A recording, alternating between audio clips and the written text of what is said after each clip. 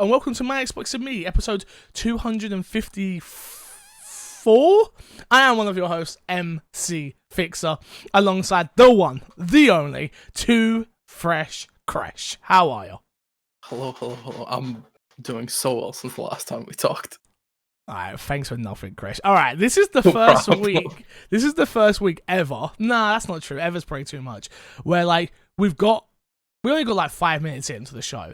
And then my PC was just like, hey, you've got no hard drive space. You can't record here. Yeah. So then I tried to change it and I couldn't. It was a whole thing. But if you don't know, My Xbox and Me is a weekly Xbox podcast right here on youtube.com/myxboxandme and on all podcast services. If you want to get the show early, head over to patreon.com/mcfixer. Don't forget to subscribe to the YouTube channel, youtube.com/myxboxandme, where you can get the show early as well.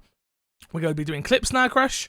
Like I was saying beforehand in the first recording, we're going to be doing clips. It feels so fake. It feels so fake. I'm like, it was so fluent last time, right? Natural, yeah. So you know what?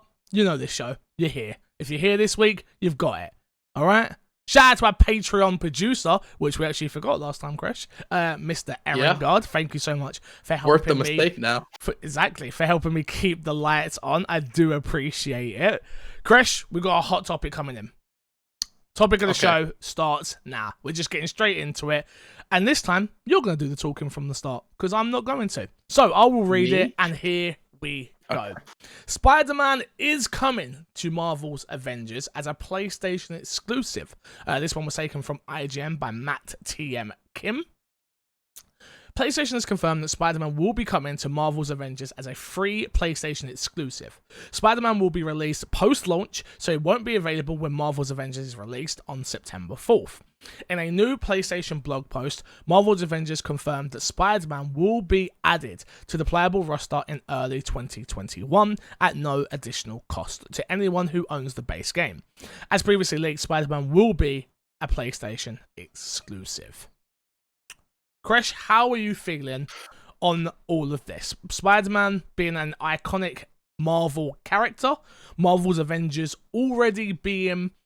I think after this latest showing, people are more warm to it, but yeah, it's still not got everybody. Like, not everybody loves this game, like, unanimously. It's not like that everyone wants it instantly, right? How does this make you feel with this news? I think this is dumb. I think we were talking about it before. Sony did what they should have done, which is go and try and get the best deal they can. I wouldn't be surprised if they weren't like going in for like, we want this as an exclusive forever. Like, we don't know if this is timed. It's not saying it's timed. It's not timed. It's not timed. This is exclusive. It's not timed. No, this is not timed. Oh, okay. Yeah, no, that's absolutely wild. And I wonder if part of like that going through is the possibility that like Disney and Square Enix and Sony all got into a conversation, and Disney was just like, you know what? This game isn't getting as much hype as we wanted it to have. We need to make a deal to make it like sweeten it for at least like Sony or something like that. I don't know. I don't think so. I think it's a case of Sony got the marketing rights to it. They very early on were like, hey, we'll do this, and we'll maybe even put some money in to help with the Spider-Man character. We have the best Spider-Man game. We have all these costumes. We know how Spider-Man should feel, how he should look, what he should say. We know how this works. We've done it, right? And that's why they've gone, hey, here you go. This is what we want at the end of the day.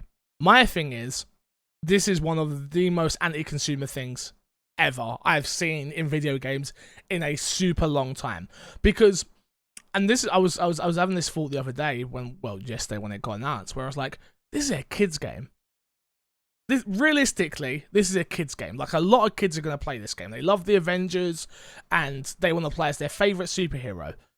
So you're telling me any kid that has an Xbox or a PC, no, you can't play as that character because you didn't buy the right system.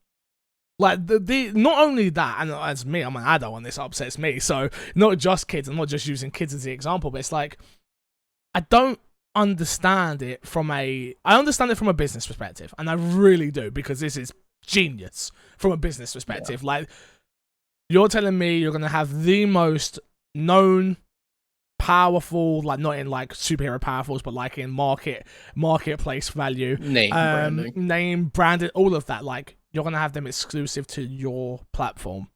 In a game, that's the thing that weirds me out the most with this though, is like the Marvel Ultimate Alliance, like that come out 2019 if I'm not mistaken, and that had Spider-Man in. So was it just a fact of Sony doesn't see Nintendo as a competition? I don't think it's that. I don't even necessarily think it's the fact that this is coming out to Xbox. I don't think it's any of that. I think Sony just looked at this game. I wonder if Sony actually, because what's going around right now, and a lot of people are saying, is that Sony owns the right for Spider-Man in terms of video games, which I don't think is true. I don't think it's true either. But again, I don't know. But I don't think it's true. I'm assuming they just struck a deal, and it happened to be for this game. Like, I wouldn't be surprised if another Ultimate Alliance game or some other off-brand Marvel game comes out and it has Spider-Man in it. Spider-Man's available on multiple consoles. I think it is very much a deal that was struck for this game specifically. Yeah, I agree. Where it was like, hey, we want this game made. Like you said earlier, maybe it was like, hey, we'll cover the cost of that marketing or production, or even like the making of the character, right? Yeah, like I don't think it's like the whole thing. I think the thing that upsets me the most is just that, and maybe it shouldn't upset me, and maybe I'm just being dumb. And again, I just want to stress, and I need to stress it, because like I was saying in the first recording, which is our channel's starting to get a little bit bigger. We're starting to get a few more people come in with interesting comments. I'm not going to say wrong, I'm not going to say right, just interesting comments. I understand the business element of this. I understand that Sony has a working relationship with Spider-Man. I understand all this, so I don't need you to come at me. I just don't. So, but when I speak, I don't need to explain this again. I've done it here, all right? I don't understand it from a point of view of like, you look at the way Xbox have been moving, they're just everything is like very player first, it's very consumer friendly, and I'm not even talking about the controller stuff, but I'm just saying everything in general has been very consumer friendly. Seeing this deal makes me say Xbox needs to get nasty. They need to get nasty. They need to go back to the Call of Duty map packs, which was kind of irrelevant in today's generation, but they need to figure that stuff out now. Like, they've got Game Pass on Smack. Like, Game Pass destroys PS Plus. PlayStation now. The console is no longer a battle anymore, because it's console versus ecosystem, which we'll get into even more so later on in the show in the news. It's now come a point where it's like, you need to go after these third-party this isn't even timed, but like exclusive partnership deals. They have to. And I don't care if they think it's bad for the industry, which I think we will agree on. It wins over marketplace, and it wins over mindshare. Like, even me, I play, obviously, you know, the majority of the games that I play on Xbox. Literally. Xbox is my ecosystem, but even I have to play this game on PlayStation now. Yeah, I said it. What was it? I think I said it for like the past few weeks that Microsoft needs to get us a third-party exclusives, second-party games, more so third-party exclusives. They need to get timed exclusives. But they've got that. They've got that with the announcements that we got. I'm talking. Not even that. I'm talking content. No, that's what I'm saying. Timed exclusives in general. Oh, okay, like, got you. To push people towards the console, because I don't think this sort of play-friendly way is going to win for them. It's not going to get them the eyes that they need. It's not going to get them the talk they need, which they might not even be going for. No, true. And that's a very big thing, is that they are trying to build an ecosystem. They don't care like, hey, we want to be the it thing now. We want to be the thing forever. We want to be the thing that you have. They want to be a Nintendo. They want to be like, okay, you got a PlayStation. You're still going to mess around with our ecosystem. You're still going to invest in us. Yeah. You're still going to give us your time and money. Right? Bringing it back to Spider-Man, though, I've never really been this hurt about content before.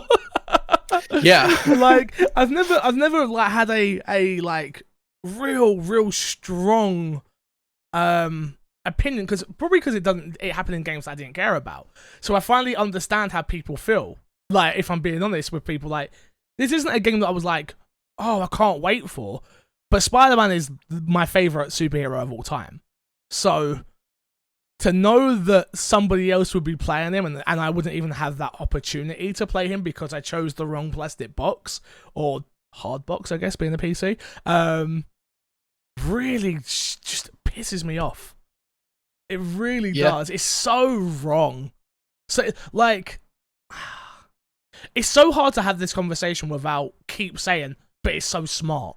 It's so wrong, but Yeah. so smart. I was literally like, I was gonna say that, but I was like, there's no point. Because like Sony realistically did whatever they should do. Yes, if they have a working relationship with that character and they have even the option to dictate where that character goes, that they had to make this move. Yeah, absolutely, right? I'd be interested to see if the character ever comes to Xbox. No, it won't. It won't. Nope. Yeah. Nope. There's no timed exclusive. It's exclusively, No.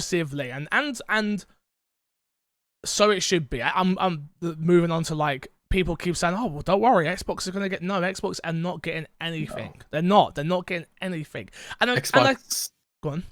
They don't really have a working relationship with Marvel and Disney, because you have to think a deal like this, Square Enix is the middleman. They're not really making big decisions. They're talking between both. They're in the conversation, obviously, but it mostly comes down probably to Disney and Sony. You would have thought so, right?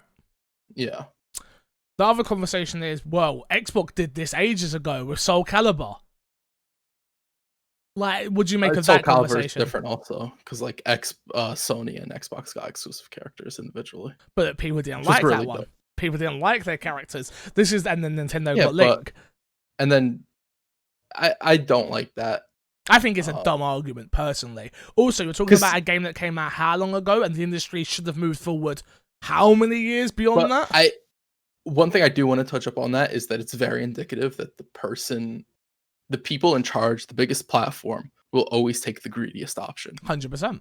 And so they should. It cements their relationship, their position on top. Yeah. Whereas the underdog, which Microsoft's been the underdog for a while, and that's why we've seen such the whole generation progressive pushes from them in terms of consumer friendly Game Pass. Game Pass would have never happened if Xbox One did bigger numbers. Yes. If Xbox One was better than the Sony platform, mm-hmm. I don't think we would have seen Game Pass. Anything close to Game Pass, right? Yep. So I do think that's important in it, but that's also completely irrelevant to what Sony's doing right now. It might give you a cause to why Sony's doing it, but doesn't excuse it. Like, oh, Sony's doing it just to get back at Microsoft. Sony's been doing it for the whole PS4 generation, going into the PS5 generation, just to get back at Microsoft. It's not even. That, I don't think, and I think I have to try and take my bias out here, which is like, I don't think this is a at you from a business perspective. It's just, this is business. We have this, absolutely, and we're going to use this just like you would have done if you had the same opportunity. And that's the question I want to ask you. Do you think if Microsoft had a working relationship with Disney, and I'm not saying they don't, but the same one Sony does, do you think Microsoft would have pulled this move? Because I generally don't think they would have, because the backlash would have been absolutely disgusting. The backlash wasn't crazy on Sony. So we're talking about if Microsoft, as it is right now, right? Let's say Microsoft had an exclusive Spider-Man game today, had an exclusive Spider-Man game, the whole everything. No. Like, would Microsoft have done it? They don't take it, but I do think that if you switch the positioning of the two, that Microsoft does take it. With the unit if Microsoft as big as Sony, people being invested in the console as much as it is, I think they take it then. Interesting. Because it's different when you give something like this to an underdog, right? It's different when you give it to the smaller guy. You can't hold it off as something exclusive to you, because then you get crucified more than you do. Like, oh my god, they have Spider-Man, right? It doesn't work out as well for you. Also, the other question I asked you, has Square not learned that when they do this type of content, it never works for them? Didn't work with Tomb Raider, and that was a whole game. Yeah, I don't think this is Square. Like, I don't think Square had much of a say in this. I think it was mostly Disney and Sony. So then you definitely think Sony are paying for Spider-Man to be developed then? Yes. I think there's some sort of money going on, or something in the back end with the movies. Gotta like, be. There's a whole laundry list of stuff that could be going on with this deal. But yeah, I think Square Enix might have had some say, but the say was more so like your opinion on this, more so as like, okay, you're gonna sway this opinion. Yeah. Damn. It hurts, man. I've seen a lot of people giving Square Enix a lot of ish for this, and I don't think it's necessarily justified. I think what you gotta remember is not everyone is not everyone is No, as informed as we are, which I'm not saying we know anything because we don't, and we could totally be off basis. And the internet's going to be the internet. Unfortunately, that's not right. I've started to go through literally and block fanboys. I'm at that point where like when I see the fanboy war stuff, I just block the accounts. They didn't even do anything to me, and I blocked their account. I don't know if you've noticed on my Xbox and Me Twitter page. I've been going on it. I've been trying to tweet out more on it in general, but whenever I go on it now, I don't know if you did it or if somebody did it, but it shows off when people mention Xbox in it. I have. So all I see is fanboy stuff just all the time. I've done it with, and PlayStation it's either way. It's either Xbox. an Xbox fanboy being cringy or a PlayStation fanboy. I'm just like, oh my, I can't go on this page anymore. Just ignore it. No, obviously. But I don't know where else to go off. I don't want to go too off because I understand it, and I think that's the thing.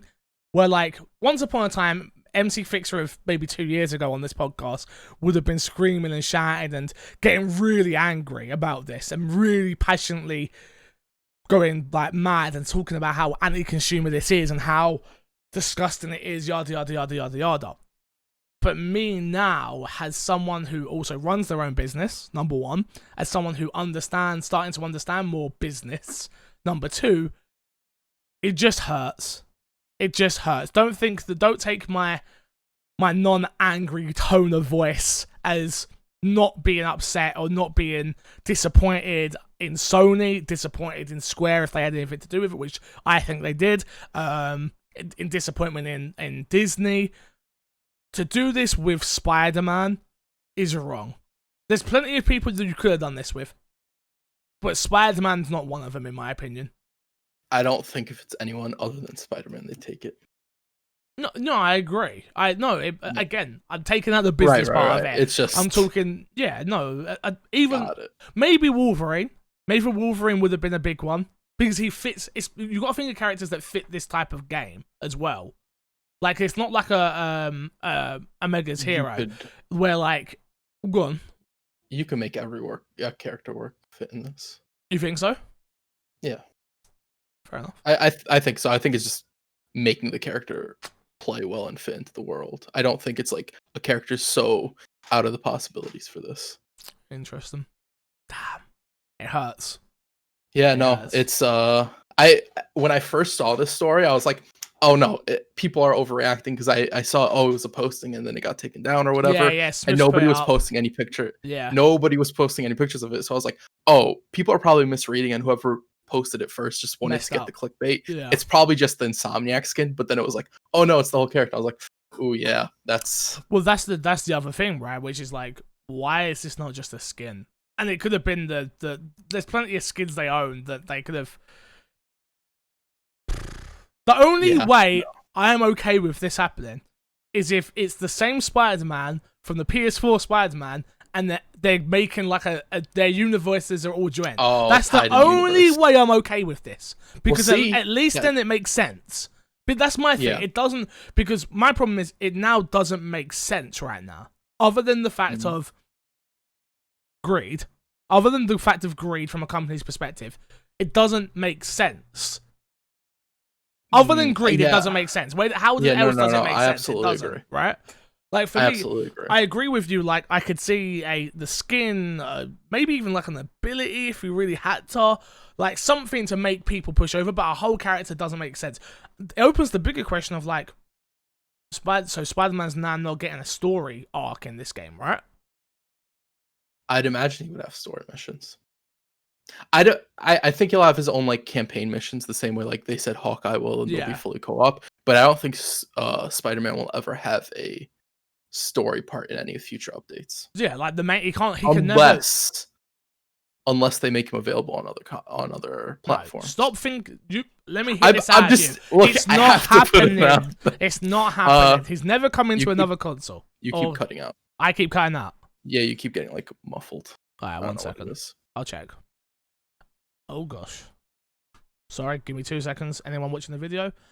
No, I shouldn't be. I'm gonna turn my gain up a little bit. Is that better? I think so, yeah. Interesting. Yeah. I don't know the reason. I don't know how to feel. I really don't. Yeah.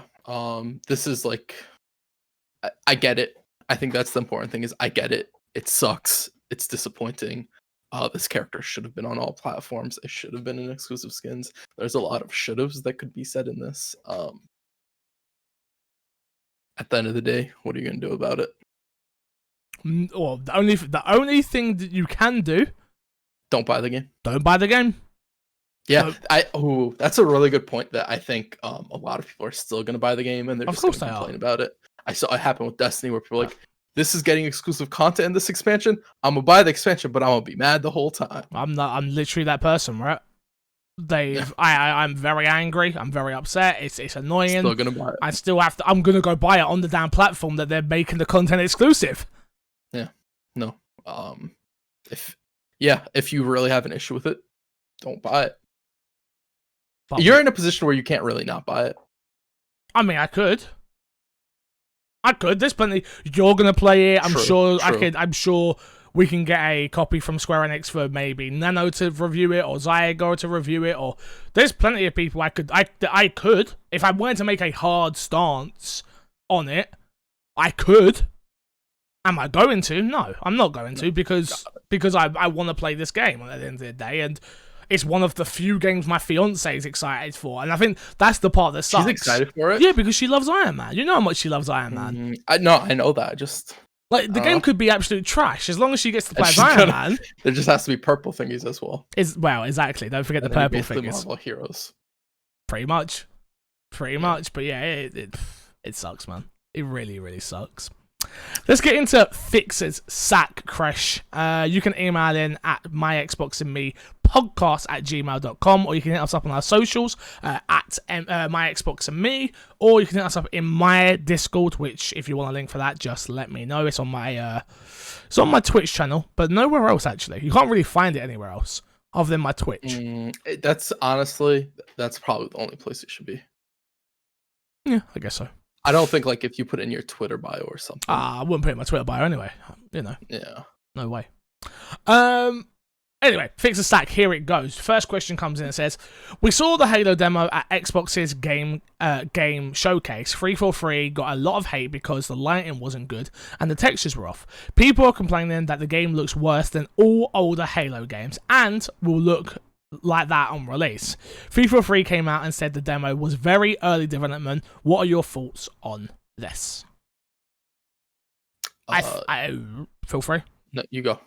I think everybody was well within their rights to be angry when it come to the, as Crash explained to me, the poor lighting and the poor, just the whole sharpness to the whole game, really, in terms of, I've watched it back a couple of times.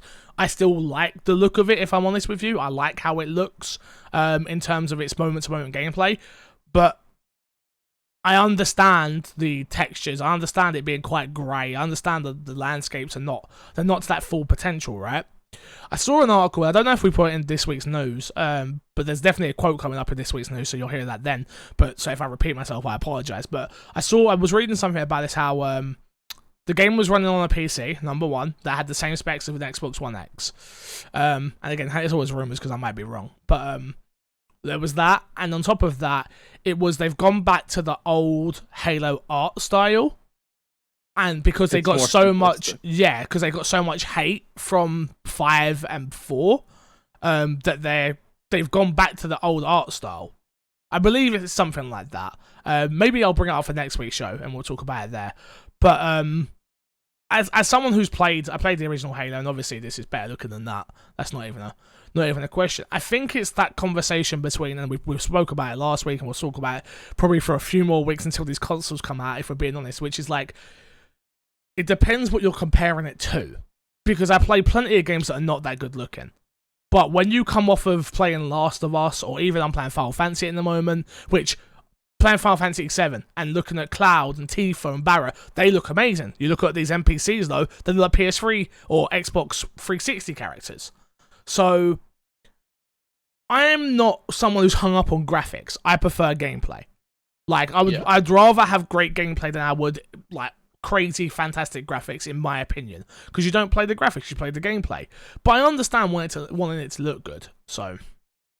Yeah. I think it's one of those things where Oh, this was from Angel Boy, by the way. Apologies, I don't think I said it. it should have looked better.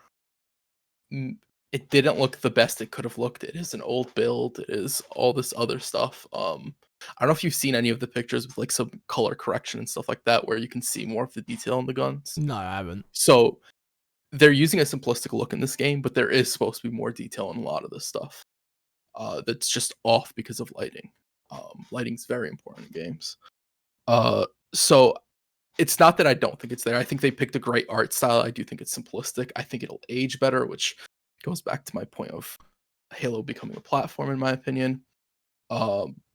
That I do think that it was a poor showing, but I think the gameplay is more important, and that's what really they were trying to show you, which is why you had like 14 or 15 minutes of it. Yeah. And I think they nailed it on that front. The grapple hook looks really fun. The AI differences where the guy's throwing I forgot. I want to call it a grub, but I don't. Yeah, I think it's a grub. I think it's a grub. Is it a grub? I think so. Okay. Yeah. So he's throwing the grub, and the grub has the grenades on him, and apparently, like the AI is going to do more stuff than that. We got like 4 or 5 new guns. Like they showed a lot of gameplay stuff that all looked really cool. We got an experience of their open linear world. I'm going to call it. I think they're avoiding using the term open world. Yeah, they are. So we got a look at so much really cool stuff with the game, that knowing that, hey, they're going to work on lighting and that this is also an old build, I'm sort of fine on that. I do think the only thing, which I think we touched up on a little bit last week, was that this makes it a poor showing for the Xbox Series X as far as that conference goes, and Halo being that game, right? Yeah, 100%. I've been doing a bunch of podcasts this week, which is crazy. Then a lot of guest spots on a lot of different an Xbox podcast, and I did a couple of others. And I keep getting asked about this, and I'm like, but it's interesting because as someone who's not a Halo guy, it was just like all they needed to do is show me that new gameplay and something different, and they'd have me and let me play that with friends. And that's literally what they've done, which is like 4-player co-op, and there's a grappling hook, and it's somewhat open world, and I'm like, oh, yeah, perfect. And like, I realize I'm not like the hardcore Halo guy, so it makes sense why I wouldn't be upset by this as much as other people. I do also think we have to remember, if it is an open world linear, whatever you want to call it, it's never going to look as good as like a narrative-driven single-player experience. So yeah. But yeah, thank you for your question, Angel Boy. I appreciate it. Next one says, Sony have recently announced that there will be another State of Play in August, Thursday of this week to be exact. Sony has stated themselves there will be no announcements in regards to hardware, which... Oh, good. Which... I apologize. Yeah, totally true. No, you're all good. Keep going. Which I would assume meaning no price or release date. My question is twofold. 1, what do you think Microsoft will show at their event in August? 2, who blinks first in terms of price and release date? Given they are both due out in holiday 2020, that period is only realistically 10 to 11 weeks away, which isn't long. From El Dozo. They're both playing chicken right now. Imagine them both driving a car at each other, but really, really slowly. And like, they're going, who goes first? Like on that question of like, who will go first? Sony will go first. I would be shocked if Microsoft goes first, because I think Microsoft want to undercut them no matter what. No matter what, I think they want to undercut them, and I think they want to come out first. I don't know if I agree with that, because I don't think a lot of the stuff Microsoft's been doing in terms of like their last conference, none of that was really haymaker stuff. I agree. I feel like if you want to come first, you do the haymaker stuff, because it's a lot of that's also more important than price. Like I think price is a very important factor, but if it's a $50 difference, I don't think it's that big of a factor. I disagree. As someone who works in retail a lot, $50 is $50. And so that's £50, £50. Like, the thing I will say is, go on. To that point, you could also argue that a cheaper phone's more important than an iPhone. But people go out and buy iPhones all the time. But you also get those on contract. No one goes out, realistically, at least in my friendship group, which is very small because I have many friends, I don't know anyone that just goes out and buys the new iPhone. straight up There are outright. definitely people who do. No, it. I'm not saying that people No. aren't, but I'm talking from a more broader spectrum, and maybe it's a different thing in the UK. But- maybe like everybody has phone contracts. You're absolutely right, but people will also wait that extra time for their phone contracts or for them to be able to upgrade to an Apple product, Yes, as opposed to being able to switch to an Android or something that might work better, might be more reliable and on the cheaper side. Android work better. No, thank you, fella. So I get it, and it's 100% valid. And I, to be honest, I more so agree with you than disagree. But there is the fact of like, I don't know. I think I don't $50 is a think big deal just for the just for the marketing rights. $50 is a big deal. You see an Xbox trailer comes up and it's $400, and then you see a PlayStation trailer come up and it's $450. I think that will help in terms of getting people to buy an Xbox. It's not going to change. It's a ship. It's not a car. It's a ship. You're slowly turning, slowly. Exactly. And then release date wise, yeah, I think we know the release date for the Xbox, honestly, which is, I'm looking at it again because I keep looking at it. I generally believe I believe it's November 20th or November 13th. I would be shocked if it isn't one of those two dates. Shocked. But I could definitely be wrong, trust me. I have no insider information on that. Xbox goes first. PlayStation goes first. Because they know they're going to sell units no matter what. So I think eventually... No, because I think eventually they know, like, okay, we've tried to wait long enough. They've not gone. And here you go. We know how much... we know what we're worth. You said something interesting there, like Xbox had no haymakers at their show. Nor did PlayStation. PlayStation had no haymakers at their show. They had Spider-Man. No, they had Horizon. Okay, we didn't see no gameplay from either of those two games. But they're still haymakers. They're still there. But then State of Decay 3 is a haymaker for me. It depends on the person. I'm more excited for excited for a AAA State of Decay 3 than I am a Horizon Zero Dawn 2. But here's the thing: I'm not talking about for me personally, because for me personally, out of both the conferences, the most important thing I saw was Ratchet and Clank, right? But that's not to say like a majority of people aren't going. Like State of Decay 3, I'm really excited for that. No, most people are not. That's just a me thing. That's what I'm saying. I'm saying outside of me and outside of you, outside of personal bias opinions. Yeah. That I do think that Sony had more of those. That's a different conversation. Not one I agree with. But then again, I like new experiences. And that's what Xbox gave me. A ton of new experiences. So, which I'll get to play soon. But the first part of this question was, what do we think Xbox's August event's going to be? I think it's going to be very businessy. I think it's going to be very hardware-y. They're going to show Lockhart finally. Which may be alright. Maybe they just literally go balls to the walls, which is, here's the release date, here's Lockhart, here's our cheaper console, here's our more expensive console. Maybe they literally just go for it. Like, hey, we don't care if you buy us for it anyway. Game Pass is doing well. We're year over year up on revenue. Maybe they just literally go, okay, who cares? But if you're asking me what I think, which is you are, I think we see Lockhart. We see maybe one first party game, which I think is going to be Compulsion's game. I think we hear more about backwards compatibility on the Series X. They do like do you remember when PlayStation did their press conference at E3 that year with the console? And it's like a lot of graphics and a lot of stuff like that. That's kind of what I'm expecting from Xbox. Is like it's backwards compatible, and maybe we do get the price here and the release date here, which is like it's backwards compatible. Here's the price. Here's the date it comes out. Here's the SKUs we have, which is the Lockhart and the Series X. And this is what it is. Do you think after Sony dropping the date for their State of Play and then being like, it's not anything to do with the console, that Microsoft's kind of like, oh, they'll just wait as long.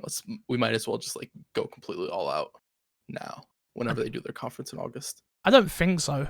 Because I think like we were saying with the Spider-Man stuff, I think it's a case of both companies are more doing what's best for their company than they are reactionary to each other. I feel like I could totally be wrong.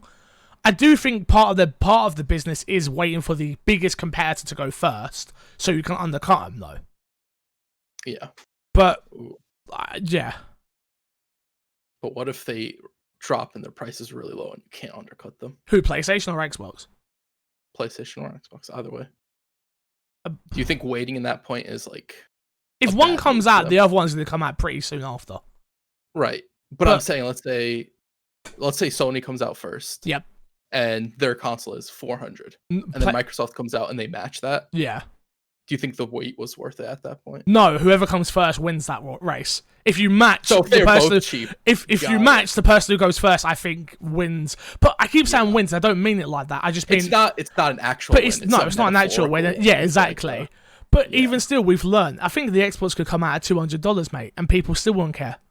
No, if I'm being honest, Xbox needs to go through the ringer and prove like, hey, we deserve your guys' loyalty, right? We deserve the people who don't pay attention to us all the time. We deserve your loyalty. And when we say loyalty, Xbox fans are still writing it. Yeah, exactly. But when we say loyalty, it is loyalty to an ecosystem, not a console.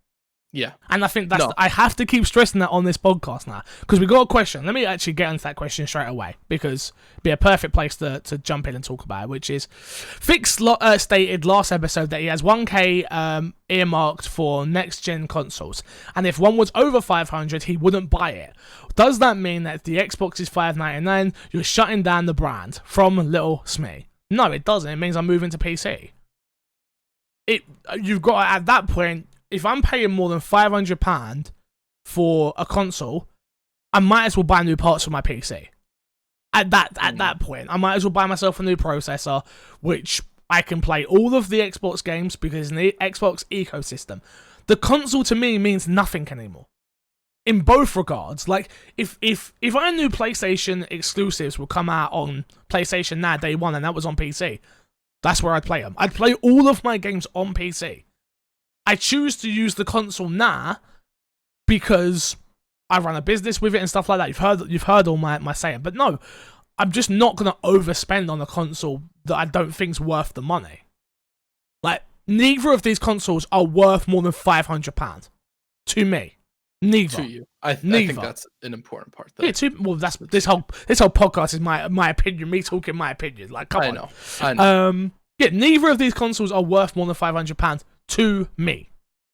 Simple as that. And if anything, no, not even. No, I wouldn't. I was going to say, if anything, I'd pay more for the PlayStation. I wouldn't. I'm not paying more than £500 for a console. Not happening. Yeah. No. Like, not happening. But the brand wouldn't go anywhere. Xbox still put out games. They put out games on on phone. They put out games on PC. I would still have my Xbox and me. We'd still be talking about Xbox every week to answer that question. I do think it's really important that if you are a hardcore Xbox fan, that I don't think you necessarily have to keep investing in consoles. No, I don't think you do either anymore. Yeah, I think we're like the start of Game Pass definitely was like there were murmurs of like, oh, are they trying to become a platform? What are they doing with this? And that is what they're doing. That's what xCloud is. Yeah. Like if you think about it, like xCloud's going to be their main console in the future. Not their main console, but the main place for people to play games or attract. If it works, ecosystem. If it works, it will be more popular than anything. Yes, I agree with you entirely. Did you see the GIF that come out from Tom Warren of them adding touch controls to Gears? No. On mobile. Yeah, he put up a GIF and clearly Microsoft have put a lot of time and a lot of effort into touch controls on Gears. And I was like, I didn't even think of that. I didn't even think about how like they're going to have to now convert games over to touch controls for people that want that experience. Yeah. I didn't even think of it. But yeah, no, to answer, the brand's not going anywhere. Xbox, as long as Xbox is alive, I think we'll be alive. I think from just a personal point of view, I'm definitely looking at doing From the Gamers again and talking about other consoles, but my main system will always be my Xbox. Whether that is my Xbox in quotes of playing it on my mobile or playing it on my PC or playing it on a console, but it will be my main place to buy my third-party games. I've just got a 160Hz monitor, and yeah, I was like, oh, maybe I should just move to PC, like, because it looks that much better. Games look that much better on this monitor. But the new consoles are going to support that. We'll just see how well it supports that at the end of the day. Yeah. So, just to answer that question. Where am I? We got one more? Is there one more in it? Yes. Where is it? Slayer. Thank you, Little Smoothie, for the question. So far, Xbox have shown they have an extremely unique lineup of games in the works, covering a lot of different genres. Do you think there is a specific type of game they are missing from their lineup so far that isn't currently in development, or do they have all bases covered? From Alder Slayer. Crash, what do you think? Yeah, they're missing a fighting game, and it's called Killer Instinct. Well, they have that. We just don't know if it's in development. Yeah, I'm taking the in development part very serious in this question. Yeah. No, I think more important than anything with Microsoft isn't bolstering it's up with any more genres than they have, because they've already shown out a ton of genres. Right now, it's just sort of delivering on some of those ideas and being like, hey, we can make top quality games. I think that's more important than anything. Yeah, it's that quality over quantity, as we said before. I think it's obvious what they're missing, which is I think what we're going to get, but because we don't know what the correlation are doing. As much as we all think we know, which we probably do know, but we don't know. But it's a third-person narrative-driven game. It's a 40... You mean, the initiative. The initiative, not correlation. Apologies. Oh, go away, bug. Is it a spider or a bug? It was a spider. Oh, jeez. Are you okay? Yeah, I'm fine. Okay, I'm proud of you, Gresh. I'm proud of you. Yeah, I think it's a third-person, narrative-driven, story-driven game that tells an emotional... Doesn't have to be emotional in terms of like bad, but just like an emotional, something people can get attached something to. That makes you feel something. Yeah, it's like either way, either bad or good. Like I'd actually prefer a happy story if I'm honest with you. But yeah, that's what they're missing. That's what they're missing from their portfolio. Some would argue, from a third-person action adventure game. Like, because I think Gears does that very well in a third-person cover-based shooter element, but some people don't care about Gears. But that's the only genre I think they're currently missing to bring more people into that ecosystem, because it's such a system seller, that type of game. But is it the genre more, or is it the narrative aspect? No, because I take that as the narrative aspect, and it's more so the storytelling. No, I think genre. I think third-person action game is also like a very open statement, because that's technically what Fable's going to be, and they've already announced that. That's an RPG. I don't think that's the genre, that's an RPG. But it's a third-person action game. But that's a third-person action RPG. Okay, what game are you comparing it to? What I would want, or Fable? What I would want is Last of Us, it's God of War, it's Horizon. God of War is a third-person action RPG. Horizon's a third-person. Yeah, but they're RPGs super light. Like the main crux of those games are. Right. Every FIFA's a fucking RPG at this point. No, so I don't think Halo's any more. Not Halo. Fable's any less of an RPG than those games, or any more of an RPG than those games. I hope it is. I hope it's a way deeper RPG than both of those games. What do you qualify as an RPG? Like what aspect makes it an RPG? It's a good question. It's a damn good question. Yeah. What from? I'm not trying to like attack you. No, of course not. Hey, we're having a challenging conversation. I like it. I think for me, it's more like I say, it's more focusing on the elements of a story. Is what I'm talking about. Like Last of Us, you could argue has RPG elements, right? Yeah. Elements, right? I'm not saying, but that's the type of game I'm talking about. So you could put that in that genre. But that's not what I would want. God of War is the sort of same. I don't mind like an upgrade system and like getting these new abilities, but I want the crux of the game to be, and I think Last of Us does it perfectly because it makes sense in the story, right? It's like, it needs to be woven in perfectly. And so does God of War, really, but... You want it to be a whole cohesive world and package where nothing doesn't make sense or nothing feels out of place. I guess so. I kind of haven't really... I'm kind of confused. Yeah, no, I get you. And I can understand why you'd be confused. Because I get what you're saying, like, but every game is RPG at this point. So it's like, I don't know. You're right. I do think you're confusing a third-person action game with a third-person action RPG. Well, that's what I said. I want a third-person action game. Right, but I think all these games, like this RPG in a lot of these games is just a subgenre. Yeah, I agree. But yeah, I get what you're saying. That's the genre they're missing. Is a third-person action game. That's why I said at the start. Yeah, that is what they're missing. But you want like I understand why you don't consider Fable, because what if we know of Fable is that it's not that the game isn't as fun or the game isn't as big. It's just not on the same level of narrative element. Maybe it is, but I don't consider Fable. From what we know of Fable, is what I'm saying. I don't consider Fable. I'm trying because, to help you. No, I understand. Okay. I don't consider Fable that because I think I already have a preconceived notion of what I think Fable is, especially with the rumors of MMO in it. Like even the Fable 2 had like an MMO-esque world where people were running around as orbs. Like as soon as that's in the game, like that isn't what I'm not thinking of that as like a third person action game, right? That's even if that's in the game, it automatically takes you out of that experience of like that narrative. So okay. Yeah, and they've already come out and said like, oh, they're gonna mix new elements with old elements. It's like, okay, well, I don't want to fetch, like Fable has like fetch quests and stuff like that. Like Last of Us doesn't. Like, okay, yeah. Do you get what I mean? Like Fable is very it's an RPG if you understand what I'm saying. Where like, even if the game's gone, you want a game that is focused on giving you a narrative.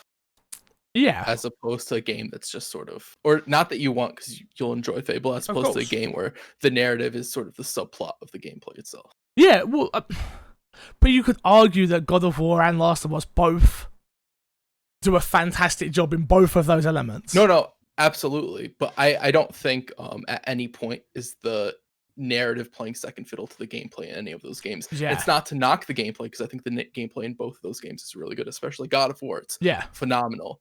But still, God of War's main purpose is to take you through that narrative and through that journey. Yes. Where that's what you want. Yes. Is a game that takes you through a narrative and a journey. It's not necessarily I want a third person. Gameplay. I want a third person Gears. Like, but like the story is this. Take me along that journey.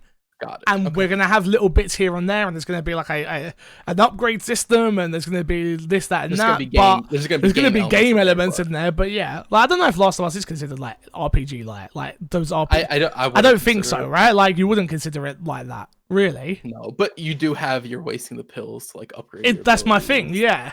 So like it does have those but a lot of games have those RPG elements. That's what I mean. Like every game has it now. God of War and Horizon both have very heavy RPG elements to them. I agree. I would much rather something on The Last of Us's wavelength than I would on the Horizons currently. But I wouldn't say no to either. Got it. Okay. Okay. We got there in the end. In the end. Thank you for your question, Elder Slayer. Appreciate it, my dude. Chris, let's jump into what's been in our box, dude. What you been playing? I have played. What's Hi-Rez's new game? Hi-Rez's new game. You would know it because I would not. Rogue Company. I played some Rogue Company. That game's fun. I'm gonna be honest. I did not see it being as fun as I thought it was. It's enjoyable. There's multiple different classes. It's kind of like a Gears of War meets Counter-Strike. Oh, okay. Except it's not really a cover shooter the way Gears of War is, but it is that third person action, and it does give me some of a similar adrenaline rush. And I don't know if it's because I haven't played a competitive game in a while. I've been staying away from them in general. Yeah. So it might be that gave me that feeling. But yeah, it's very enjoyable. Interesting. Chris, you finished Ghost of Tsushima? No. Finished Last of Us? Why are you asking? I'm asking questions. Just ask the question. Hey, I just asked the question. From now on, have you finished Final Fantasy yet? I'm literally still. It's so bloody big. Did you finish Ghost? No, I'm still finished. I haven't even played that really. Wait. Have you finished Temtem? Motherfucker, get out of here with that shit. Temtem. Temtem's that was a long time investment, Crash. Temtem. I could play this game with you too, Fix. Okay, fair enough. I don't think you can as much, but Final Fantasy's not fair. You don't think so? I'm putting like 4 to 5 hours a day in Final Fantasy. I did all the side quests. I'm playing Final Fantasy 7, and I've got to be honest with you, audience. I think it might be my game of the year. It's really good. I know that it's not on this platform yet, and you guys are going to, when you finally get it, wait, it's going to be such a great experience. Go on. As far as Xbox goes for our game of the year list, that's not on it. Okay, I was gonna say no. this. Yeah, told me very distinctively can't be on it. No, that's not on it. That's not on it. But I'm just letting people know from a all level, outside of just games that come to Xbox, Final Fantasy is probably my game of the year. I've still got like 10 hours to go. You're getting honestly, like, the end is pretty long. Like, you're at the end, but it's like it's a long end. Yeah, Interesting. So I won't go into too much details of that. Call of Duty, I think I've had enough, but the new season dropped today. You think it pulls you in? I don't know. I played yesterday. You have to keep playing. I played yesterday and I just didn't enjoy it. Like, yesterday was the first day that I was like, you know how I usually get with games? Where I'm like, I don't want to play this. Yesterday was my first day of like, I generally do not want to play this. I am not having fun with it. I'm not in the mood to get sweaty. I'm not in the mood to try hard. I don't want to play. And I think that coincides with all the other games that are coming out. Like you just said, I'm playing Last of Us, Final Fantasy, Ghost of Tsushima's out, Fall Guys is coming. Like, there's a ton of games on Game Pass that I've been looking at. I'm like, this looks interesting. And I'm just like, do I want to keep playing COD? The answer is yes, probably. Because new season dropped.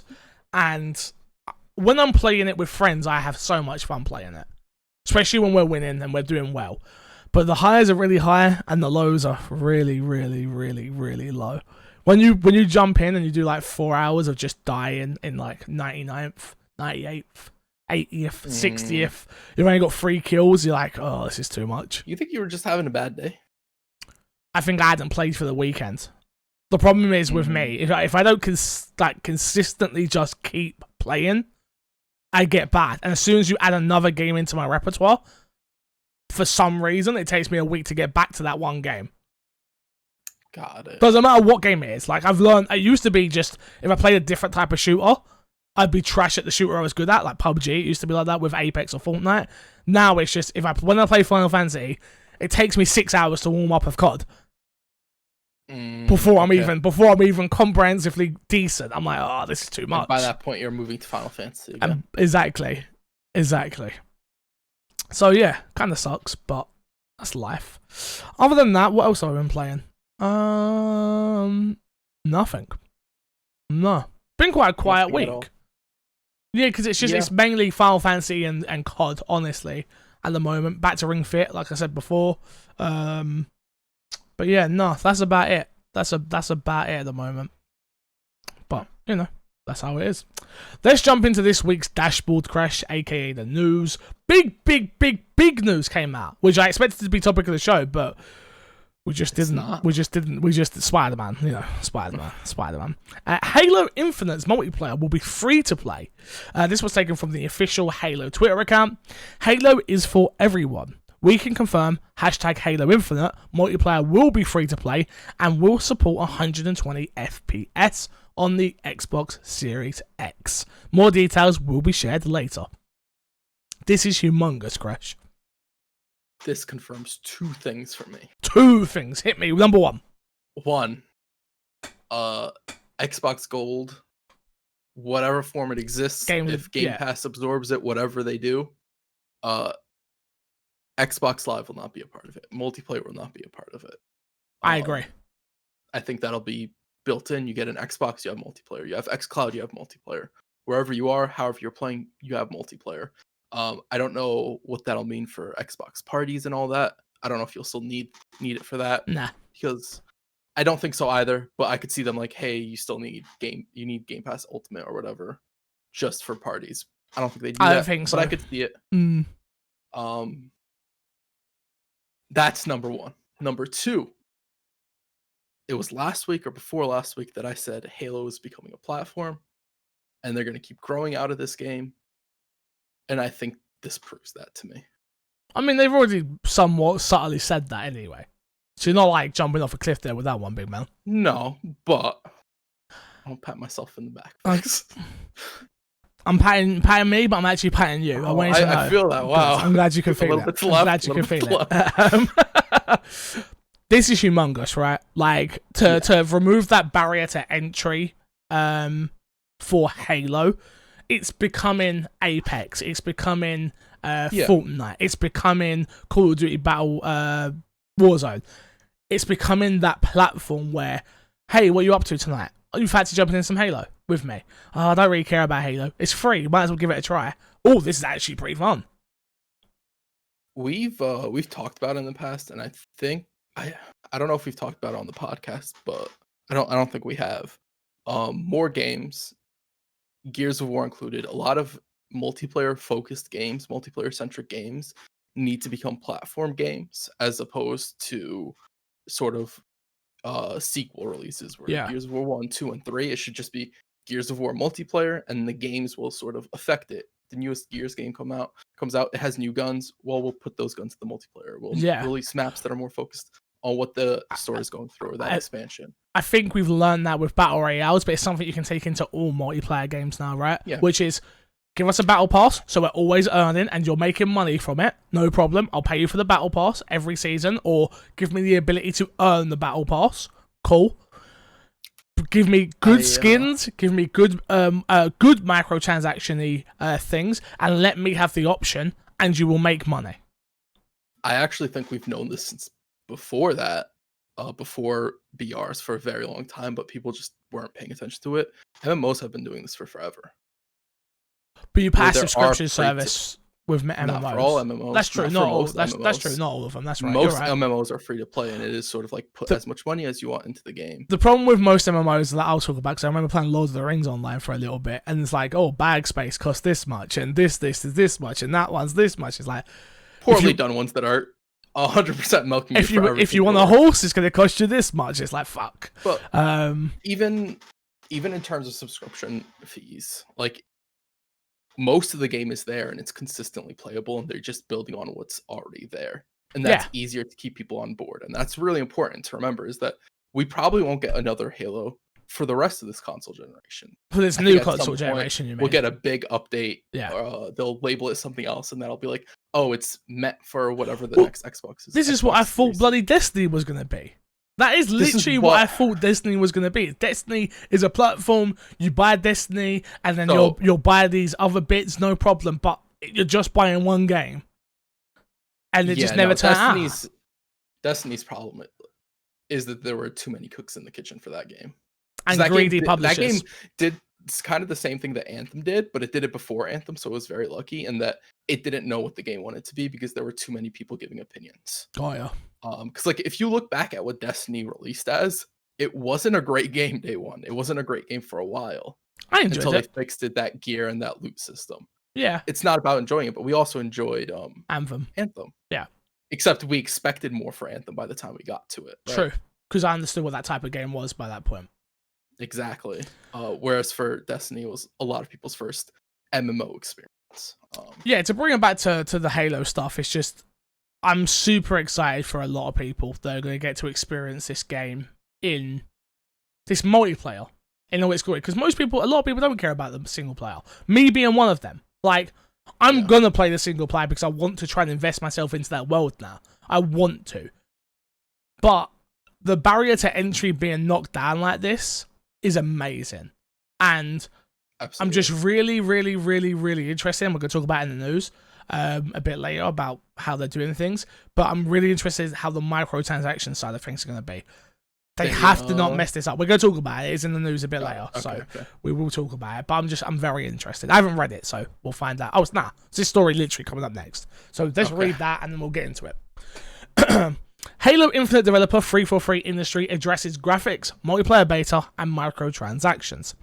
Halo Infinite developer 343 Industries has addressed some of the biggest concerns following its Xbox game showcase reveal, including graphics, if there will be a multiplayer beta, and how the game will handle microtransactions. The answers to these questions and more were discussed on Halo Waypoint, and 343 came right out and acknowledged the feedback, both good and bad, that followed Halo Infinite's campaign gameplay reveal, beginning with the graphics. Community manager John Juzicki explained that there are two key areas being debated around the community: overall art style and visual fidelity, end quote.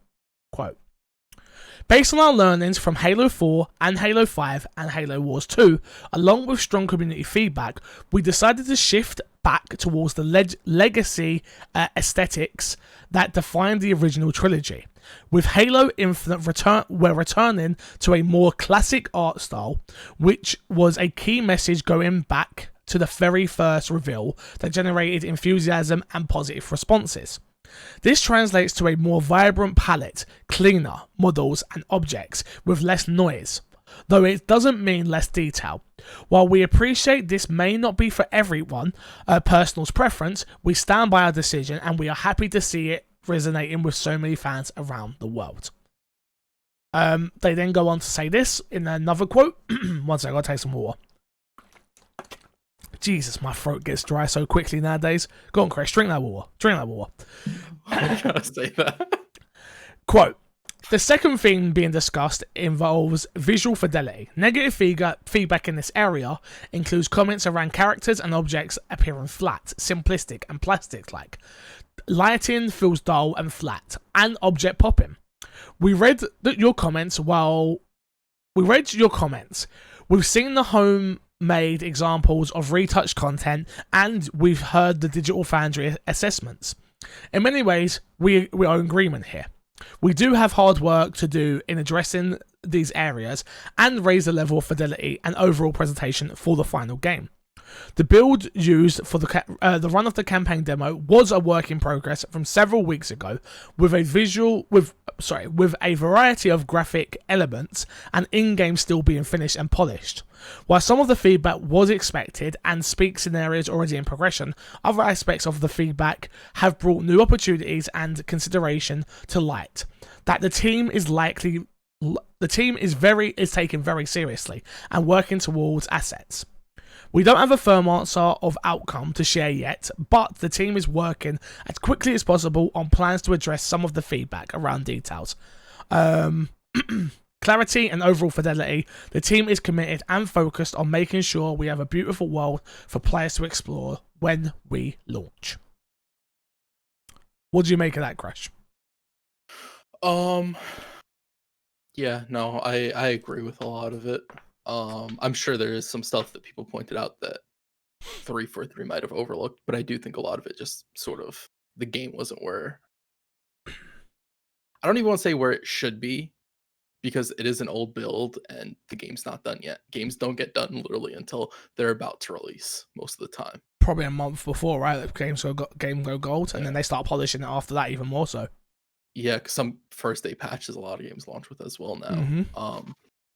So yeah, I believe all this. I trust that they'll fix it and they'll make it appealing. Like, I don't think it'll be the best game because it is an open world game and it does have all this other stuff. I just want it to be appealing enough where I can enjoy it and play and get lost in the gameplay. Yeah.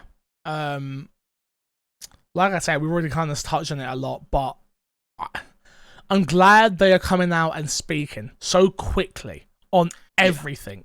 Something gets leaked. Yep, it is free to play. Yes, it is 120 frames. The graphic fidelity is not looking as good as it should. Yes, we agree with you, and we are working towards fixing that. Like, it's just a nice change of pace from a company where, and I'll give PlayStation credit because the PlayStation, even the Spider-Man stuff got leaked, and it was like, hey, we got to get on top of this ASAP. I like this. I do like this from Xbox, especially though. It feels good when the brands and the companies not directly talk to us, but talk to us. They tell us what's going on. They tell us like, oh, we understand. We've heard you. Even if they end up doing nothing about it, just understanding that they heard you is an important step. I think that's something a lot of companies do poorly. I totally agree with you. It's something that I like about like Twitter. Like, I try and respond to every tweet that I can, not because like I feel like every tweet deserves a response, but ones that are at me especially, not when the conversation goes deeper than my post, because I've seen a lot of that on the Spider-Man one where I'm like, you know what, I'm not getting into this, I can't be bothered. But yeah, it's like, just give people that touchstone, give people know that you're listening, like know that you see it, know that you hear what they're saying, and you will either change because of it or dig your heels deep and say, no, this is what we want and this is how we're doing it. So I'm fine with either, but just keep communicating. Yeah. Next up, new Microsoft Store design for Xbox revealed. This one was taken from IGN from Joe Scribbles. Microsoft have revealed a new version of its Microsoft Store for Xbox, which will start being released to insiders on August 5th. That's tomorrow. And arrives this fall for all users. Shown off on the Xbox Wire blog, the store is completely redesigned and cleaner, a new version of the store that leaked in June, which should be twice as fast to load, easier to search, and safer. The post only mentions the store with regards to the Xbox One, but we've previously heard that the Series X will have the same UI as the Xbox One, so we may be looking at the next gen store too. The store will start up within about 2 seconds and will be faster to browse and watch trailers within. Trailers can be played in line while browsing, i.e. without opening the game store page, and can be set to autoplay. The store also now includes, quote, fully redesigned navigator system, end quote, which will allow for better search filters, a rebuilt wish list that will alert you to sales on items you're watching, an update shopping cart, better surface list for games available from previous console generations, and more. In a walkthrough with Major Nelson, Microsoft Cody Bird explained that the store's been designed in part to be more easily to navigate for new users. Yeah, that's fine. The rest of that. Crash, have you seen the pictures of this new store? I have not. You should check them out. They do look good. They do look good. It's definitely what got leaked in June, which I'm fine with. Same thing. It's literally that. But so everything's now to your left hand side. All of your tabs that you would need, and then you can scroll down a little bit. There's a bit more. It looks very clean, and I think that's the main thing, right?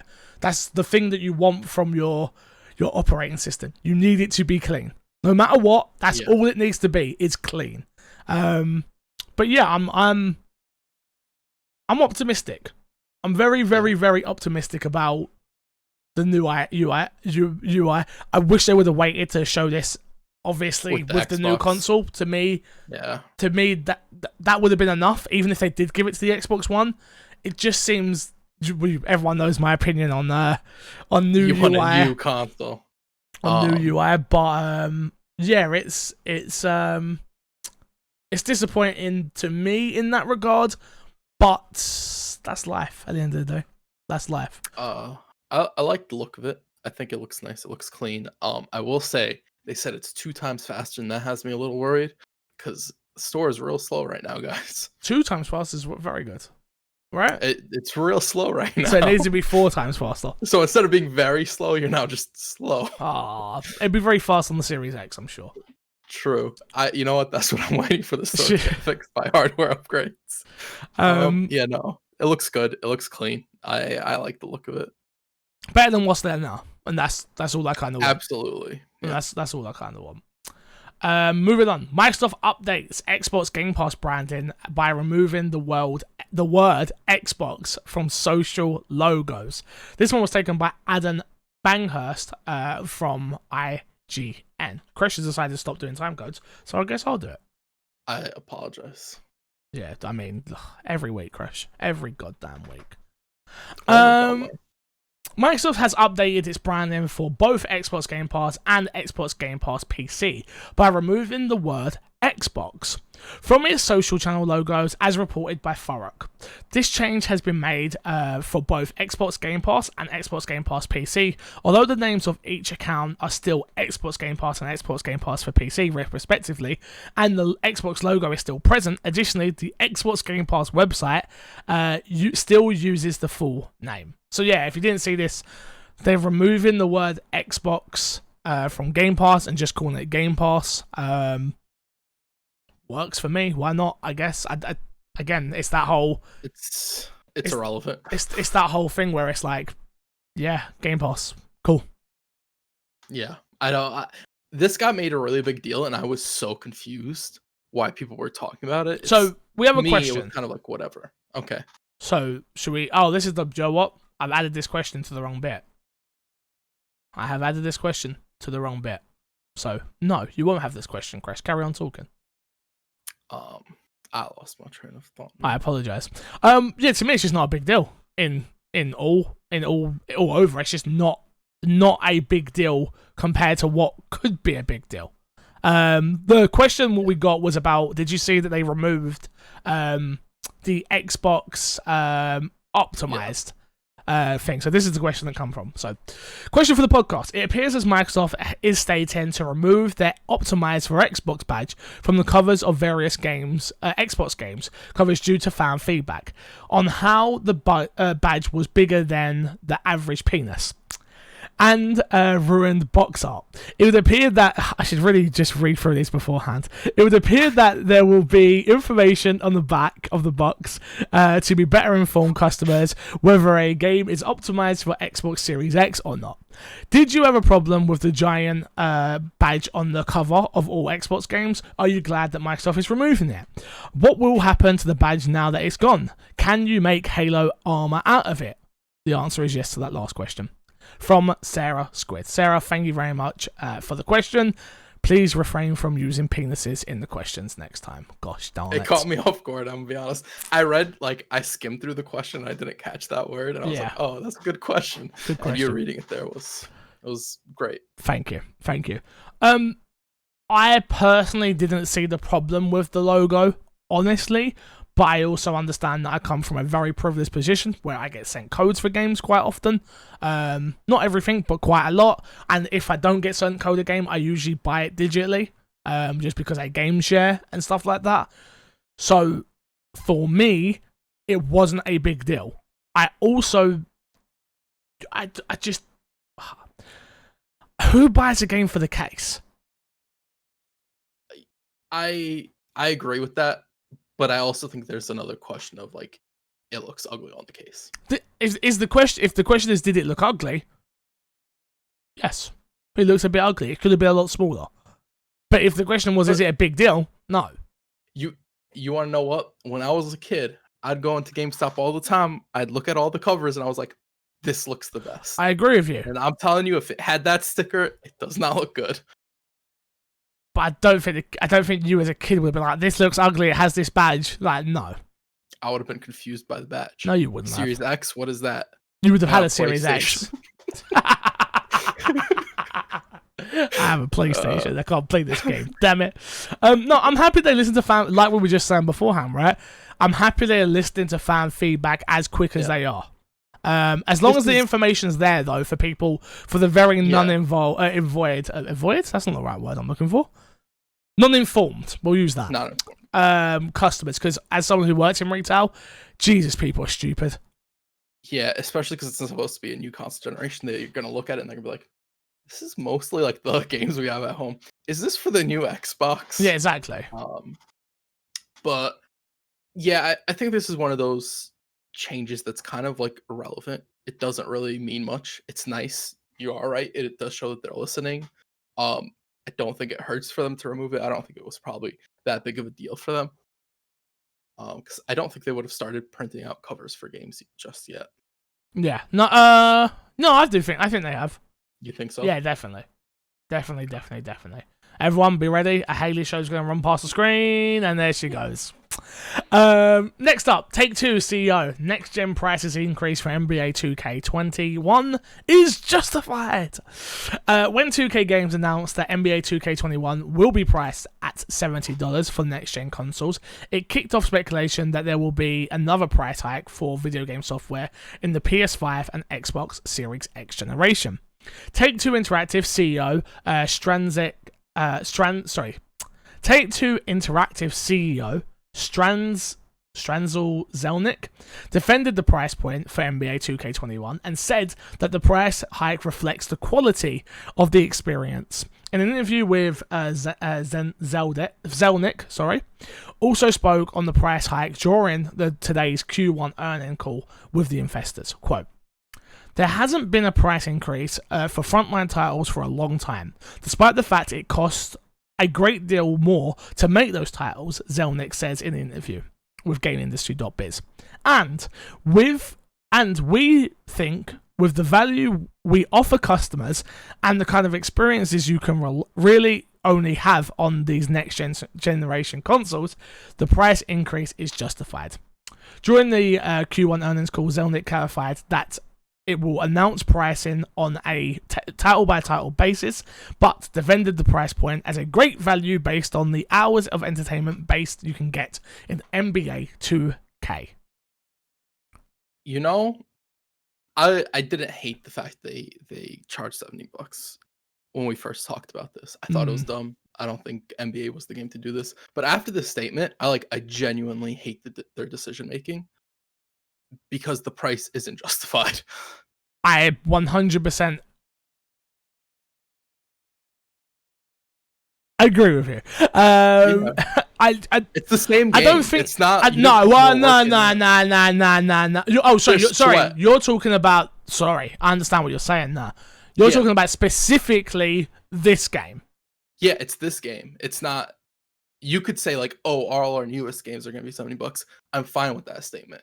All our games on Xbox Series X and PS5 that are going to be on those platforms, and only those platforms are going to be more expensive because we have to put more work into it. But if you're going to release a game on both consoles and charge less on an older console, that statement, the price is justified, is a lie. It's not a true statement. I don't know if we can say that fully because we don't work on the games. No. But That's true. I do happen to agree with you in terms of like, this is such a weird one where I'm like, game prices need to go up. We've had all that conversation already, right? But I'm not gonna lie, I've read this super scumbag, like the statement, and maybe it didn't, and maybe it's just the way I'm reading it because I don't trust CEOs. Go on. I think the statement comes off scummy because it is kind of a scummy statement. Yeah, it to me it just comes off as like, hey, we did this. People are gonna get over it. Yeah. And it's like, if you come out and say that, fine. At least when the consumer buys into it, it's all their fault. But I don't know. I don't hold the $70 to $60 being justified increase. Not in this game. We don't know yet. Though. I suppose once it comes out and reviewers get it and we get to see a side by side comparison, and we see load times and we see the sweat particles and we see the sneakers squeaking on the hard court. Like maybe then, and maybe we'll find. Are we gonna finally get crowds that look like crowds? No. That's a question. One game's gonna do it, and then every game's gonna be like, "Oh, that's really cool." Yeah, we're sticking to our cardboard figures. Yeah, exactly. Gives us more sweat in the game. More sweat. Moving on. Microsoft's full-year gaming revenue nearly flat for fiscal 2020. Microsoft managed to eke out a slight increase. Sorry, Christian not doing time codes again. Microsoft eked out a slight increase in its overall gaming revenue year after year for fiscal 2020, thanks to a strong Xbox content and service revenue, and unsurprising, no real help from hardware sales. Chris, stop staring at me. I don't know why. I'm just going to keep staring at you. Keep reading. It's not your job to look if I'm staring at you. The company published its full-year physical earlier this month, but just recently released its 10K form, offering more details than its initial financial eternally had for the full year results of its gaming specific segment. Crash, you're staring at me. It's putting me off more. I'm not staring at you. I'm looking at the audience. Interesting. Can you let me look at the audience? The 10K reveal that gaming revenue was up 189 million over 2% year over year for the full year ending June 30th, 2020. Xbox content and services revenue was up 943 million or 11%, largely driven by growth in Minecraft, third-party games and subscriptions, with Microsoft noting that higher engagement due to COVID-19's lockdown also had a meaningful impact. This includes Xbox Game Pass, which reached 10 million subscribers as of April this year. Minecraft, which Microsoft reported saw 132 million active users over Q4 alone. However, hardware revenue for the full year was down 31%, which Microsoft attributes to decrease in overall volume sold and lowered prices of its consoles, very likely due to the end of the current generation. Crash. Xbox are making money. Yeah. This is why I say the war is over. because both companies are just making lots of Both money. profitable. It's a lot less of a competition than a lot of people make it seem to be. Like, sure, there is that competitive nature of the more market share means the more money, but it's not like the way it used to be. It's not like the way it was with 360 and PS3, where they were like, it was a struggle for both of them to survive. Yeah. I think gaming's got big enough to all three of the platforms, Switch, Sony, and Microsoft, can all survive comfortably with PC there as well. I think this is cool. I think this is dope. I don't think it's as competitive as a lot of people assume. I think it's competitive. I just don't think it's a big deal. Yeah. Like, I just don't think... both these companies obviously, both these companies would love the other one to get out of the way, but realistically, that's never going to happen. So it's like, just keep making your money. Just keep making your money. I'm happy Xbox are in a healthy place as well. Absolutely. But when I say competitive, in my mind, like, a lot of fans are like, think it's a death match, that one of them's going out at the end of this console generation, every single console generation. It's not really what it is. They have a few sparring matches here or there, but they're both incredibly successful doing their own work on either side. Fair enough. Well, on to you, brother. Oh yes. Next week on Xbox. So I was supposed to go through ahead of time, and I was supposed to pick it out. What I've done what I was going to talk about. I have literally, these might not make sense, but I'm literally just giving them one sentence. That's maybe what we do. They have one sentence to win us over. So wherever these are all only have one sentence. They've all got one full stop in. So wherever the first full stop drops is where they end. Nah. Okay. That's fair. Deal? So first up, yeah. Cool. First up, we have Relicta, coming out August 4th. It's a first-person physics-based puzzle game where you need to creatively combine magnetism and gravity to unravel the secrets of Chandra Base. Scully, coming out August 4th. On a mystery remote island, a skull washes up on shore and is reawakened by an enigmatic deity. I think I mispronounced that word. Trust me, I mispronounce words every day. You're fine. Wizard's Wand of Apicosity, coming out August 4th. Wizard Wand of Apicosity is a thrilling, fast-paced tower defense game with magic, zombies, and teleporting castle. The Mean Green Plastic Warfare, coming out August 5th. Take part in history's greatest battle of green versus tan. Fight amongst and against others online. Mystery Mine, coming out August 5th. Dangerous monsters and bosses, arcane magic, and decisions on which many lives depend. Rogue Cube, coming out August 5th. Pick your cube and blast your way to victory. Choose from solo campaigns, multiplayer, and local multiplayer competitive modes. And duke it out. How dare you? I gave you a sentence. Competitive modes and duke it out. Don't miss the and duke it out. I gave you a full stop. You finish it. Nah. You threw me off. I'm not letting you get away with that one, fella. I need to drink some water real quick. Steam Tactics, August 5th. As of one of the most renowned mercenary tactics in the land, you will answer the kingdom's call. Will you answer the kingdom's call? Sorry. I think we should make the segment your segment. No. Airy Broken Memories, coming out August 6th. You are a little bird that flies effortlessly through thoughts, fears, and memories of an unknown person. Clan N, coming out August 6th. Fight alone or with your friends, master the art of battle, and bring peace back to the land in this arcade-inspired epic brawler that combines classic arcade gameplay with today's modern brawlers. It looks like Streets of Rage. Like, in terms of, like, it's at the top, they've literally just gone for the Streets of Rage art style. Definitely the feel they were. I feel like we need to talk about these games a little bit. Otherwise, it just becomes a list. If we're interested in them, you know? So we're still figuring out this segment, really. Okay. I'm not against that. It Lurks Below, coming out August 6th. Xbox Play Anywhere. A retro-style 2D action-oriented survival RPG by David Brevik, creator of Diablo. Survival game fix. Nah, this don't look like my type of game, proper. I was hoping you just weren't looking at it and you just started survival. No. I'm looking at the picture right now. I'm like, no, not for me. This is why we have to get rid of the pictures. Nah. Because then we ain't going to know what they are. And then I'm just going to get a game and it's going to be like, I sit down to play it, I'm like, okay, I'm playing 10 minutes of this, and then like, nope. Okay, that's fair. Anyway, Undermine, coming out August 6th, an action-adventure roguelike that blends combat and dungeon crawling with RPG-like progression. See, Fast and everything's Furious. an RPG. Told you. There's nothing that's not an RPG at this point. Facts. If it doesn't say RPG, it's still an RPG. I Racing agree. games, RPGs. Fast and Furious Crossroads. Oh, this is finally coming out. Coming out August 7th. It's real close. Gear up for high stakes cinematic action in a new chapter in the final.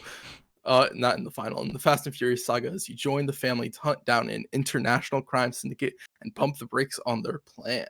No, thank you. You excited for this? Is no, this your game? Thank you. Maybe for shits and giggles, but no, thank you.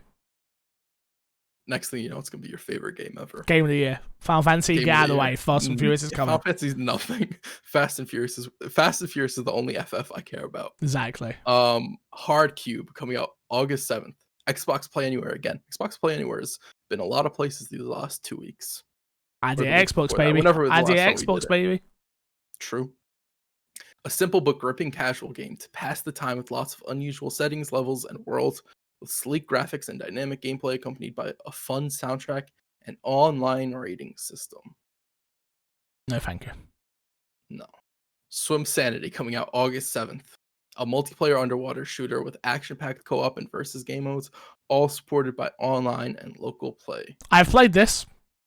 Is it good? It's fun. It's a fun little 4-player local co-op game. You're all trying to kill each other while swimming around. It's like I was gonna say, good. It looks like it reminds me of the game with the bows, where you get like the different types of bows, and your goal is to kill each other. Yeah. So I never played It looks like there's actually like a PvE sort of thing.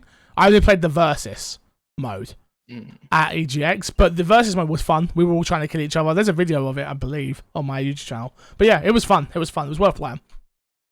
Okay. Warrior coming out August 7th. Demons, giants, mutants, and a talking ball with hybrid limbs. In Warrior, you play as the mighty demon trapped in an unlikely body. The path ahead is not an easy one. That's it. That's it. That is it this week. Games with gold for this. Go on. Oh, we can't. We got to pick it. We got to pick games. My bad. Yeah. Whose turn is it? Because we kind of nothing here. There's only probably one game that I think I would be interested in playing. Not that I won't play the other ones, because that's the whole point of this segment. But yeah, the only game here that I've like, if you said to me this is what you should play, the only one that really interested me was the action adventure roguelike, which is called Undermine. Really interesting. That'd be my pick if I had to pick one. Got it. Okay. The art style looks nice. It looks from this picture. It looks like it's something I could jump in, play. I don't mind dungeon crawlers. Not a genre that I play loads of, but I definitely would give it a go. Yeah, I don't think I would have picked this game for you, to be honest. Interesting. I think I would have picked almost any other game in this list for you. Fast and Furious. That's what you'd pick. The FF, you said you like FF14. FF I was games. like, yo, this is the original FF. It's just Fast and Furious. FF games, baby. You know how much I love them.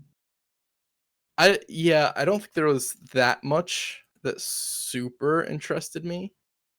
This week I'd probably have to say the most interesting one. It was probably the first game, the Relicta. Okay. So you going with that? Would probably be it. Yeah. Okay. Fine. You take Relicta, and I'll take Undermine. Deal. Undermine. Okay. Deal. That's that. I will reach out for a code for you right now. Reaching out. Done. It's done. Both games have been reached out for. If we get them, another story. Another story. But yeah, cool. Games with gold this month, everybody. Because you know how much you love them. We won't have that segment soon. I can guarantee it. I'm just think they're going to go. It's just going to disappear. I do. But games with gold this month. Portal Knights, available from August 1st to August 31st. Override Mech City Brawl, available from August 16th to September 15th. MX Unleash, available August 1st to August 15th. Red Faction 2, available August 16th to August 31st. It's gotta go. You don't download them. So there's gotta be so many people who just don't download them like you. It's like we're wasting money at that point. Game Pass really Game Pass takes over what its purpose was for. Yep. Especially if like the two end up like combining in price and it becomes one thing. Games with gold becomes redundant. Even though you technically own them, and I guess it sounds better. That's true. There are two That's games true. you get to own, and maybe they want to keep four that games. aspect of Four it. games. Four games. Yeah, You think they'll keep doing the 360 ones? No, I think they'll just start adding everything into Game Pass. I think these deals make more sense to say, hey, we don't do games with gold anymore. How about you bring 2 games over to, like, not 2 games, but like you just bring we'll see more games added to Game Pass is what I'm saying. Okay. Okay. Let's plug and get ourselves out of it, Krish. What you got to plug this week? The YouTube page, youtube.com/myxboxme. And the MC Fixer Patreon. Where you keep these. You see how bright it is right now on my camera? It's wild. Patreon support does that. I'm broke. I got no lights. Somebody stopped supporting right there. It's wild. It's wild how quick the reaction is. You're such a pain. Go follow me everywhere at MC Fixer. The big one on the push actually this week isn't any of my work. It's actually the Nanobiologist. MyXboxandMe.com. There's a review up currently of Destroy All Humans, the new one that just got remade. Nano reached out for a code, works for my Xbox. This is what I've been saying to people. If you want to be a writer, you can use the My Xbox and Me platform. He did it himself. He reached out for a code by THQ Nordic. He did the review. He done all the work. And I'm very happy. I'm glad. I've read it through, and I'm super happy for him. I'm hoping that more people take me up on my offer to give them. We've got the platform, right? It's gone. I just want to just say this beforehand. Don't just reach out and be like, "Hey, I'm with I work with my Xbox and Me." No, yeah, that's not what I'm saying. I'm saying reach out to me so we can fit. No, look. If I find out you're being a scumbag, you'd get done quickly. I would blacklist you so quick. Like, it'd be ridiculous. But, no, but, like, obviously Nano's still learning the game. He's learning how to write. He's using the platform to create content. And I'm super happy about it. Zyga's killing it over there as well on myxboxandme.com. I think it's something that's quite easy to forget because it's not a video. And I know I work in the video world, right? And that's sort of why I've let Zyga just do his thing over there. Like, myxboxandme.com, it's there. The podcast goes up over there. You've got news over there being Xbox related. And yeah, we're just looking for more people. Opinion pieces, news, reviews. Literally, come and message me, DM me. My DMs are open. If you want to get involved, let me know. But yeah, until next time, I will love you, leave you, and see you all later. Goodbye. Goodbye.